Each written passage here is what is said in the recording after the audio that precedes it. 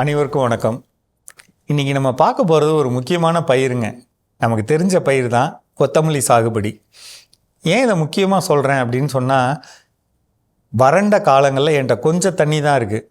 சின்ன இடத்துல போட்டு ஒரு நல்ல பயிர் பண்ணணும். அதே மாதிரி தென்னை மரம் மாதிரியான தென்னந்தோப்பு வச்சுருக்கக்கூடிய இடத்துல நான் ஊடு பயிராக ஒரு விவசாயம் பண்ணணும். இதுக்கெல்லாம் என்ன பயிர் இருக்குது? குறுகிய நாளாக இருக்கணும், ஒரு நல்ல பயிராக இருக்கணும். என்ன அப்படின்னு சொல்லி பார்த்தீங்கன்னா, கொத்தமல்லி சாகுபடிங்க. இந்த கொத்தமல்லி சாகுபடி அப்படிங்கிறது ஒரு ஏக்கருக்கு 1 கிலோ விதை வேணும்.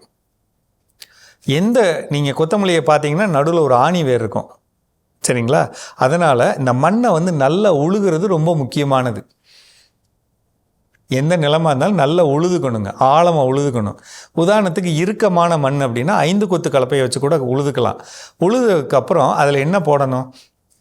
குறைஞ்சபட்சம் ஒரு 1/4 ஏக்கர் வளர்க்குறீங்க அப்படின்னு வச்சுக்கோங்க, அல்லது 1 ஏக்கர் வளர்த்திங்கன்னா கூட 1 ஏக்கருக்கு 4 டிராக்டர் லோடு மக்குன்னு தொழு உரம் இருக்கணும்.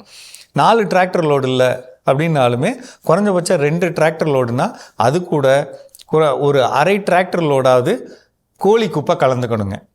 இந்த இரண்டையும் கலந்த அமைப்பை நம்ம நிலம் ஃபுல்லாக தூவி விட்டு திருப்பி உழுதுக்கணும். உழுது பாத்தி பிடிச்சிக்கலாம், சரிங்களா? பொதுவாக 10 அடிக்கு 10 அடி அப்படிங்கிற பாத்தி அமைப்பு வைக்கிறது வாடிக்கை.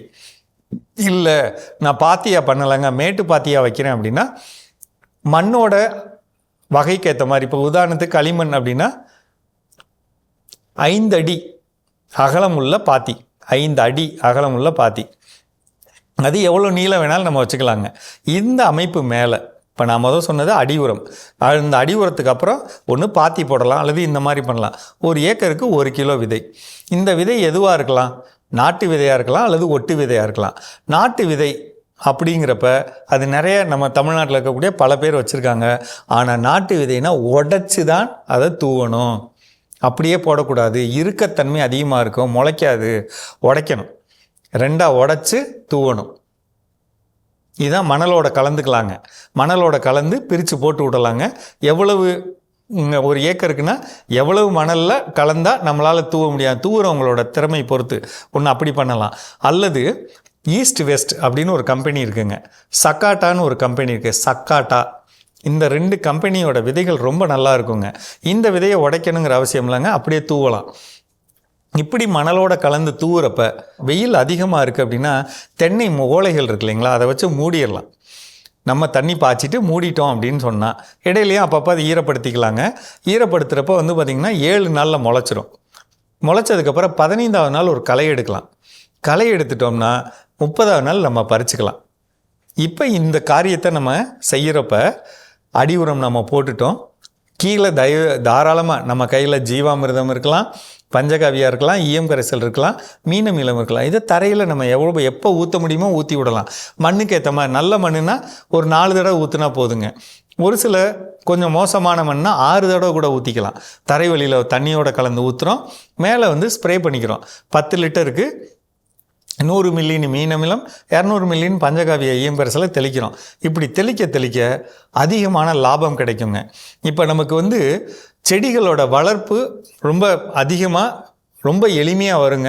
இதில் பார்த்திங்கன்னா 1 ஏக்கருக்கு தாராளமாக 6 டன்னுலேருந்து 7 டன் நமக்கு உற்பத்தி ஆகும்.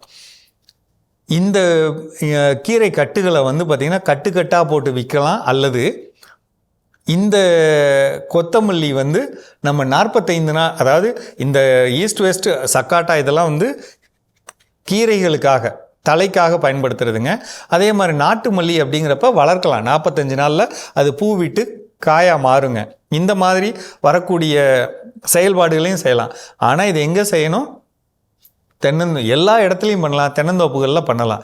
நீங்கள் சின்ன பகுதிகளில் இப்போ நம்ம பெண்கள் வீட்டில் ஒரு 4 சென்ட் இடம் இருக்குது, 3 சென்ட் இடம் இருக்குது, இதில் நான் ஒரு பயிர் பண்ணணும், என்ன பயிர் பண்ணலாம் அப்படிங்கிறப்ப நீங்கள் வளர்க்க வேண்டிய ஒரு முக்கியமான பயிர் கொத்தமல்லி. இது ரொம்ப எளிமையான சாகுபடிங்க, நல்ல வித்துரும். உங்களுக்கு எங்கேயுமே தேங்காது. நீங்கள் வச்சுருக்கீங்கிற தகவல் மட்டும் தெரிஞ்சிடுச்சுன்னா எல்லா இடத்துல இருந்து அது வாங்கிப்பாங்க, சரிங்களா? இந்த வளர்ப்பில் ஏதாவது ஒரு சந்தேகங்கள் இருந்தால் கேளுங்க. இதில் பூச்சி தாக்கம் வராது, நோய் தாக்கம் வராது. இருந்தாலும் நம்ம என்ன செய்யணும்னா சூடோமோனாஸுங்கிற திரவத்தை தரையில் கொடுத்துக்கணும். மேலே வந்து தெளிப்பு முறையில் கொடுக்கறதுக்கு இஞ்சி பூண்டு பச்சை மிளகாய் கரைசல் அல்லது வெட்டிசிலியம் லக்கானி இது மாதிரியான திரவங்களை தெளிச்சுக்கலாம் பூச்சிக்கு மேலாண்மைக்காக. சரிங்களா? சந்தேகங்கள் இருந்தால் கேளுங்க, மீண்டும் பேசுவோம்.